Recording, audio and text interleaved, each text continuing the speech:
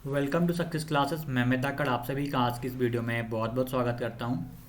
वर्ग 3 मेरिट के संबंध में एक न्यूज़ आई है, आज हम उसको देखेंगे और 30 दिसंबर तक आपकी मेरिट लिस्ट आ जाएगी। तो चलिए चलते हैं हम न्यूज़ की ओर। एक एक करके हम इन पॉइंट्स को समझेंगे। तकनीकी खराबी के कारण रोकी थी मेरिट, मतलब कोई टेक्निकल प्रॉब्लम आई वहाँ पे, इस वजह से रोकी है।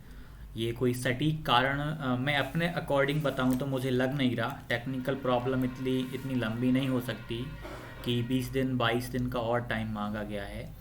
MPTET वर्ग 3 की लिस्ट अब 30 दिसंबर तक जारी होने की संभावना है। ये पॉसिबिलिटी है कि 30 दिसंबर तक, जी हाँ 30 दिसंबर तक जारी होने की संभावना बताई जा रही है। प्राथमिक शिक्षक पास करने वाले कैंडिडेट्स की पहली मेरिट लिस्ट जारी होने में समय लगेगा। अभी तो पहली जारी होना, इसके बाद और भी मेरिट आनी है।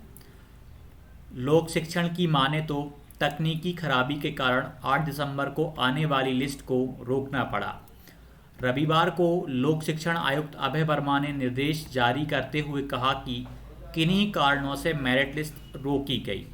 इसे अब 30 दिसंबर तक अपलोड किया जा सकता है। इससे पहले आधिकारिक वेबसाइट पर लिस्ट रोके जाने की सूचना जारी की गई थी। इसमें कहा गया था कि अपरिहार्य कारण से मेरिट मेरिट लिस्ट रोकी जा रही है। आगे की प्रक्रिया की जानकारी जल्द ही पोर्टल पर जारी की जाएगी। तो इसमें आप देख सकते हैं अभी टेक्निकल प्रॉब्लम के बारे में जानकारी दी है और 30 तक आपकी मेरिट आ जाने के पूरे पूरे चांस हैं। अब मैं आपको 2 या 3 और बातें एक्स्ट्रा ऐड करके बता रहा हूँ। मैं अपने अकॉर्डिंग बता रहा हूँ, आपको क्या लगता है बताइएगा। मान लीजिए आपका 7,500 पदों पर सेकंड चरण होना है। 7.5 एक सेकेंड 7,500 पदों पर सेकंड चरण, द्वितीय चरण होना है। अब आखिरकार अब एक बात और बता दूं, यदि 7,500 पद पहले राउंड में भी प्लस किए जा सकते हैं, लेकिन एक चीज़ उन्हें कर देनी चाहिए, आयु वाली जो छूट है ना वो मिल जानी चाहिए। वैसे भी करके तो 2023 स्टार्ट हो ही जाएगा, लगभग 1-2 दिन बचेंगे। तो उन्हें जो आयु की गणना है ना वो 1 जनवरी 2023 से, जो कि सेकंड चरण के लिए दी हुई है, उनको भी यहाँ पे शामिल करना चाहिए और उनको भी छूट देनी चाहिए, ताकि एक लिस्ट में काफ़ी सारे लोगों के नाम आ जाएं, मतलब पहले चरण में ही ये सारी चीज़ें हो जाएं। क्योंकि द्वितीय चरण का तो कह नहीं सकते कि कब तक जाएगा, क्योंकि पहला चरण ही लंबा खिंचेगा, ये मुझे लगता है। और हो सकता है कि अब विभाग क्या चाह रहा है, विभाग फिर से ओपन कर सकता है जो अतिथि के रजिस्ट्रेशन होने हैं उनको। अब वो तो निर्देश हमें मिलेंगे तो उसके बाद ही सारी जानकारी हम तक आ पाएंगी। और कुछ मैंने कल बोला था कि फरवरी में, कुछ लोगों ने कमेंट भी करी थी, मैंने बोला था कि भाई फरवरी में आपकी ज्वाइनिंग नहीं हो पाएगी। मैं अपनी तरफ से 2-3 बातें बता रहा हूँ, आपको ठीक लगें तो ठीक है, नहीं लगें तो कोई बात नहीं है, मेरी अपनी व्यक्तिगत राय है ये। देखिए मुझे इस वजह से लग रहा है कि फरवरी तक ये ज्वाइनिंग नहीं देंगे।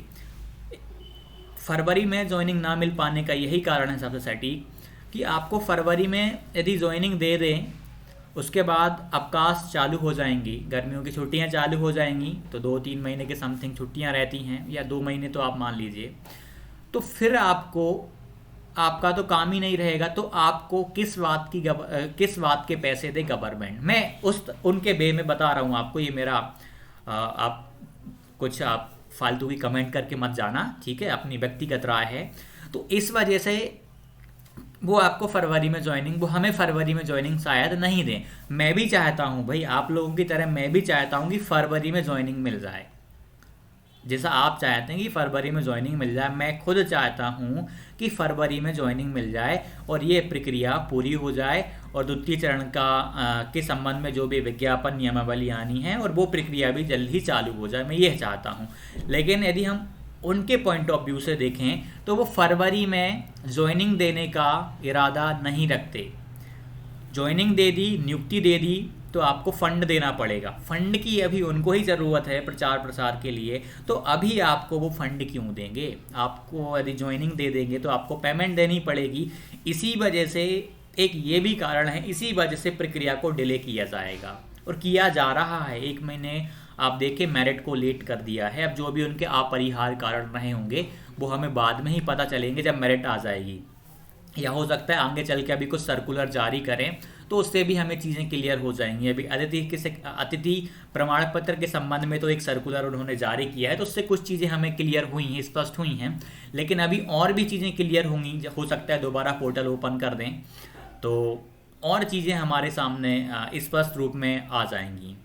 तो हो सकता है ये एक मुझे रीज़न लगता है कि फरवरी में ज्वाइनिंग नहीं देना चाहते। मैं यही चाहूँगा कि फरवरी में ज्वाइनिंग मिल जाए और ये हमारी प्रक्रिया जल्दी पूरी हो जाए, और जो ट्राइबल के जो पद आने वाले हैं वो भी जल्दी आ जाएं, उनका विज्ञापन भी जल्द आ जाए और उन पदों की भी घोषणा करें कि इतने पदों पर संयुक्त काउंसलिंग होगी। अलग अलग क्या है कि गवर्नमेंट अलग अलग चीज़ों में बांट दे रही है। पहले चरण में कुछ करेगी, फिर दूसरे चरण में, पहले चरण में ही विसंगतियों पे विसंगतियां नजर आएंगी, विसंगतियां आएंगी तो द्वितीय चरण तो आपका लंबा खिंचने वाला है ना। तो इसीलिए सभी को कोशिश करनी चाहिए कि पहले चरण में 7,500 वो ट्राइबल के और जो भी बढ़ने वाले हैं या और भी जो पद वृद्धि होने वाली है वो सभी पद पहले चरण में आ जाएं, क्योंकि पहले चरण में ना आने का मतलब यहाँ पर विसंगतियाँ होंगी, विसंगतियाँ होने का मतलब प्रक्रिया और लंबी खिंचेगी, उसके बाद आचार संहिता लग जाएगी तो चीज़ें रुक जाएंगी।